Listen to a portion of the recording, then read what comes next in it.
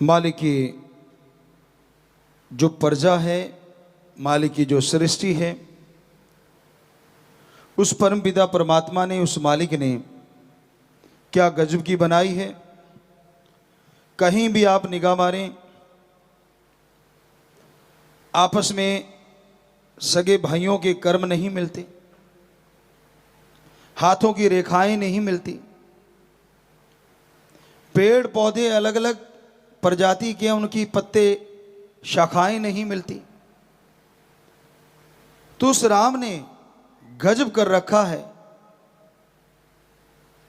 कि जो वो बनाता है, ऐसा डिजाइन, ऐसी खुशबू इंसान नहीं बना पाता। प्रकृति में ऐसे ऐसे पेड़ पौधे, जड़ी बूटियां हैं जिनसे बहुत इलाज हो सकता है, जिनसे इंसान ही नहीं और बहुत से जीवों को फायदा होता है। जंगली जीव रिसर्च जब की गई तो ये पाया जाता है ऐसी ऐसी जड़ी बूटियां जाके खाते हैं जिससे उनकी तकलीफ दूर हो जाए। आयुर्वेदा में जो लिखा और उसके अलावा जो अनुभव किया गया वो यही था कि बंदर हैं, कुछ और जीव हैं, वो जब जंगलों में घूमते थे, कोई चोट लग गई, कोई मुश्किल आ गई, तो जाके किसी पौधे को, फल पत्तियों को, पेड़ को जाके वो खाते थे, उनकी छाल खाते थे, पत्ते फूल खाते थे, तो वो ठीक लगते थे उसके बाद, और फिर बिल्कुल ठीक हो जाते थे। तो वैद्य, आज के अकॉर्डिंग डॉक्टर कह लो, उन्होंने उन पशुओं को फॉलो किया और देखा कि वाकई जड़ी बूटियों में तो बड़ी ताकत है, बड़ी बड़ी ऐसी प्रकृति प्रभु ने बनाई है जिससे पूरी मानवता का भला किया जा सकता है। तो उससे फिर दवाइयां बनती गई। लेकिन आज ऐसा दौर आ गया है, हर चीज में बिजनेस, व्यापार ज्यादा हो रहा है। जान बचाने के लिए दवाओं का इस्तेमाल होना चाहिए, लेकिन आज उन्हीं दवाओं का गलत इस्तेमाल करके लोगों की जान भी जा रही है। जिसे ड्रग कहें, नशा कहें, बच्चे उसको उसी रूप में लेते हैं और फिर बुरा हाल हो जाता है। बहुत से ऐसे माँ बाप जो इस लम्हों से गुजरे होंगे, जिन्होंने उन पलों को जिया होगा जब उनके सामने उनका घर का चिराग, बेटी या बेटा, नशे की वजह से तड़प तड़प के मर रहा या मर रहा था। उन पलों का एक मां से पूछा जाए, एक बाप बहन बेटी से पूछा जाए,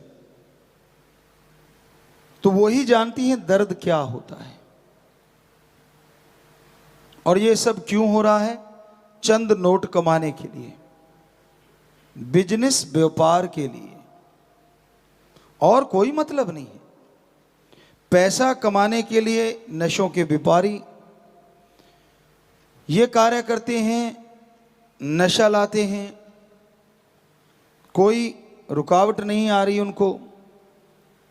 हालांकि कोशिशें की जा रही हैं कि नशा खत्म किया जाए, और यकीन मानो जब ये कोशिशें बड़ा रूप धारण कर लेंगी तो नशा भी खत्म होगा और व्यापारी भी, व्यापार बदल जाएंगे।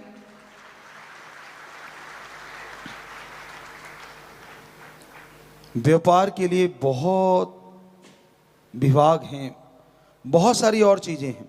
तो परमपिता परमात्मा अपने संतों द्वारा अपने दया का, अपने रहमत का पैगाम भेजता रहता है कि भाई सतगुरु राम दयालु है, अगर आप सुन के अमल करोगे तो वो दया का सागर आप पे इतनी दया मेहर बरसाएगा कि आपके घर, आपके आंगन छोटे पड़ जाएंगे और उसकी मूसलाधार कृपा दृष्टि बरसती चली जाएगी, रहमो करम बरसता चला जाएगा। उसकी रहमत कैसे बरसती है? उसकी रहमत, उसकी कृपा जब बरसती है तो आदमी के अंदर आत्मिक शक्तियां जागृत हो जाती हैं, सोल पावर जाग उठती है और इंसान वो सोच लेके आता है जो उसने कभी कल्पना नहीं की होती। आप सत्संगी हैं, वचनों पे ठोक के पहरा देते हैं, दृढ़ यकीन रखते हैं, सुमरन करो और सुमरन से पहले प्रार्थना करो। पढ़ने वाले बच्चे पढ़ाई की, बिजनेसमैन व्यापारी अपने व्यापार की, यानी जो भी आप अच्छा कर्म कर रहे हैं। किसान भाई बीज बोने से पहले कि मेरे मालिक हे मेरे राम, बीज बोऊंगा, फसल बन के ये मेरे पास आए और इसका कुछ हिस्सा तेरे बच्चों में लग जाए, मुझ पे कृपा करना, मुझ पे दया में रहमत करना। और फिर करो सुमरन, चाहे बिजनेस करते हुए, उसके बाद पढ़ाई करो या बीज डालो, यकीन मानो फायदा लाजमी होगा। लगातार सुमरन से फायदा बढ़ता ही जाएगा। तो इस तरह से मालिक की कृपा काम करती है। दिमाग बदल जाता है, सोच बदल जाती है और आदमी समझ जाता है कि हां, ये परम पिता परमात्मा की कृपा ही है, वरना मैं क्या था।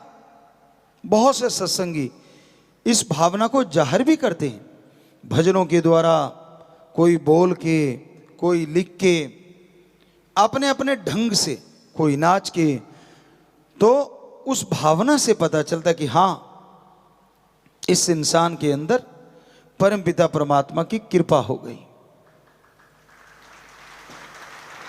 उसको बोल के बताने की जरूरत नहीं पड़ती, सोचने से पहले पूरी कर देता है। कोई सच्चा भक्त बन के देखो, अपना आलस से नींद त्याग के देखो, जिनकी तड़फ लगी होती है ना। एक गाना किसी ने लिखा था, कई गाने भी रूहानियत में, सूफियत में चल पड़ते हैं। लगी वाले दा कदे नहीं सौंदे ते तेरी किमें अख लगी। शायद उसने दुनियादारी के हिसाब से बनाया होगा, पर सूफियत में बहुत गहराई है कि जिसकी उस परम पिता परमात्मा से आंख लग जाती है, फिर इस आंख में कोई दूसरा आ ही नहीं पाता। क्योंकि देखने का विजन बड़ा छोटा सा होता है। डॉक्टर साहबान जानते हैं, एक सेंटर में हमारे बिंदु होता है, एक छोटा सा, सारा पिक्सल वहीं से आता है। फोकस, डी फोकस, सारा कुछ फोकस करना, आउट ऑफ फोकस जाना, ये कैमरों का काम है। लेकिन राम जी ने ये जो कैमरे बनाए ना, ये आउट ऑफ फोकस नहीं होते। यहां देखो, चांद पे देखो, एक पल में इतना तो ना कोई कैमरा बना ना और कभी बनेगा कि इतना क्लोज, और एक पल में वहां और एक पल में यहां। ये उनसे भी कई गुना ज्यादा फास्ट होता है, कई गुना ज्यादा फास्ट, सेकंड के 100वें हिस्से से भी आगे। आंखें यूं देख के यूं देखती हैं तो पता नहीं कहां से क्या क्या देख लेती। और गजब तो ये है ना, क्योंकि हम डायरेक्टर हैं, बहुत मालूम, डीओपी भी हैं, तो हमें पता है इन चीज़ों का। आपको पहले भी एक दिन बोला था कि एटार होता है, एक ऐसा लेंस होता है जो यहाँ तक दिखा देता है, फिश आई होता है जो यहाँ तक दिखा देता है। लेकिन गजब तो ये है ना, राम जी ने हमारी ये जो आंखें बनाई है ना, ये यहाँ तक दिखाती है 180 डिग्री। कमाल तो ये है, ये डीफोकस नहीं होती कभी भी, आउट ऑफ फोकस नहीं होता, पूरा दिखता है इधर कौन खड़ा, इधर कौन खड़ा। सेंस जागने चाहिए। लेकिन इस सबको इकट्ठा करके जब एक बिंदु पे लगा देते हैं तो भगवान भी आ जाते हैं। गजब है। कैमरे को जितना मर्जी फोकस करते रहो, कुछ भी करते रहो, भगवान का ढंग की पिक्चर आ जाए वही काफी है। लेकिन कमाल है ना, जब ये सारे पिक्सल इकट्ठे होके एक जगह इकट्ठे हो जाते हैं ये पॉइंट पे, तो फिर वो रास्ता खुल जाता है परमपिता परमात्मा तक जाने का। कमाल का ऑटोमेटिक विजन है, कमाल के ये लेंस हैं जो अलग से लगाने नहीं पड़ते।